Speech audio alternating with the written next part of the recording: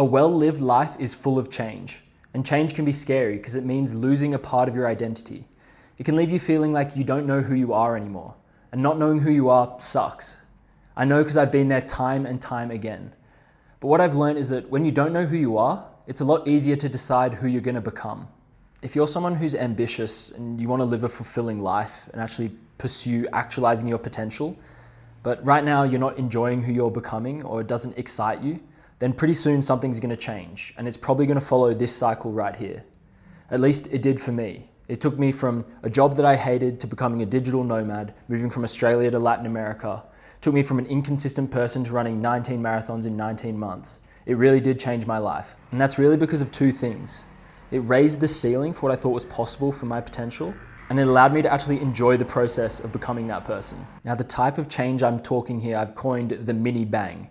Kind of like the big bang, but a lot smaller.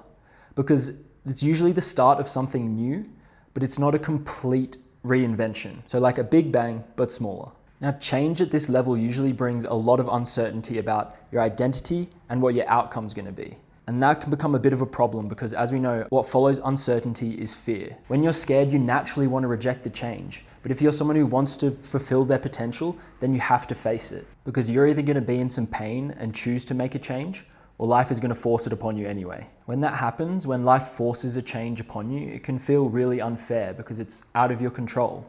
Your mum gets sick, your girlfriend breaks up with you, you lose your job. When these things happen, you don't get to choose what part of yourself is being changed. But I actually think this is a great thing because it exposes parts of yourself that you never would have uncovered. And it gives you the same opportunity as any other change to face the uncertainty and the fear and take action. When COVID hit, I found myself back at my childhood home, taking the same route walking to my friend's house that I had done thousands of times over a decade. Before COVID, I had finished a 6-month solo backpacking trip, decided I was moving out of home to a new city to start university, building a complete new version of myself. And yet here I found myself, forced by life, back into this old identity. It felt really unfair. It felt like I had lost control of making the changes that I wanted to become the person that would fulfill their potential. This was right around the time I was getting into personal development and self-help, and I thought, this sucks. I can't make the choices and become the person that I think I want to be. And then at dinner one night, my family said, "It's so nice to have you back. We never thought you'd be living at home again." And to be fair, neither did I. But it was a big reframe for me that I had an opportunity here to deepen a connection that was really important to me and maybe grow in a completely unexpected way. And I really didn't think becoming a better son was going to be on my 2020 bucket list of changes, but growth isn't always moving in the direction you planned. Sometimes life changes and it ends up revealing a different part of yourself that your original plan never would have uncovered. But if you're an ambitious person, you've probably started making a lot of changes in your life because you know where you want to be and you know that there's some change required to get there. The beauty of when you choose to make a change is you get to predict the outcomes a little bit. You get to choose what part of yourself you're going to develop. You don't get any sympathy when it gets hard. You put this on yourself. If you're pursuing your potential, it's only your commitment and your persistence that decide if you get the outcomes.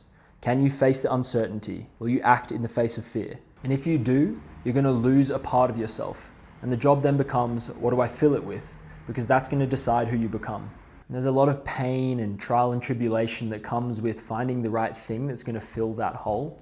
But when you get it right, boy, is it worth it. I can remember sitting in Buenos Aires in the middle of the day, 2 months after quitting my job, and just pinching myself. Because when I quit my job, I lost a big part of my identity. And all I had in the beginning was a dream. I had to face all of the fear and all of the uncertainty to make that a reality. But when I did, the fulfillment I felt made it worth it 10 times over. I had to let go of all of the competence and validation that I got from work at someone who's being good at their job and become a complete beginner all over again. But being a beginner and not really knowing who I was made it so much easier for me to decide who I was going to become. And choosing to make a big change like this can feel like you're losing so much progress, the status, the competence, the certainty. But what it's really doing is freeing you from an identity and allowing you to reinvent yourself. But when you make a change, it's never a complete reinvention. You're always deciding, what am I going to keep and what am I going to lose? And what do I replace it with? Don't be afraid to challenge what's possible and let go of the parts of yourself that just don't fit anymore. So when a mini bang happens, things change and you don't feel so certain about who you are anymore, remember you have a rare opportunity to decide what part of you stays, what goes, and who you become. Because who you think you are shapes what you believe is possible. And those beliefs become the choices you make, the risks you take, and the life you create. God, that was a little bit poetic. What comes next is realizing that what you want has changed. Your goals, your priorities, your purpose, they're different. So if you want to pursue your potential without delaying your fulfillment, click here to watch the rest of the series and follow along for more.